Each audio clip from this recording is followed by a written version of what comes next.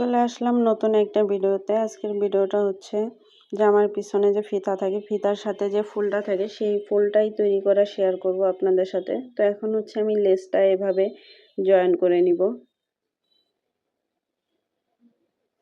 তো লেসটা জয়েন করা হয়ে গেছে। এখন হচ্ছে ওই যে বাড়তি লেসগুলো আমি কেটে নিয়েছি। এখন ভাঁজ দিয়ে এভাবে আরেকটা সেলাই দিয়ে দিব।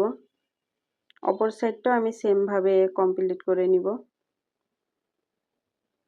তো সেলাই করা হয়ে গেছে, সুতাগুলো সুন্দর করে কেটে নিতে হবে। কেটে নিয়ে এই যে ফুলটা আমি এইভাবে উল্টায় নিব।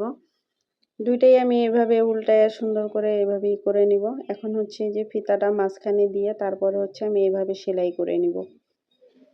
এই সাইডটাও আমি সেম ভাবে সেলাই করে নিব। তো সেলাই করা হয়ে গেছে। এই তো সুন্দর একটা ফুল তৈরি হয়ে গেছে। আজকের ভিডিওটা দেখলে আপনারাও চাইলে এরকম সুন্দর ফুল তৈরি করে নিতে পারবেন। তো ভিডিওটা কে কোথা থেকে দেখছেন কমেন্টস করে জানাবেন। তো আজকের ভিডিওটা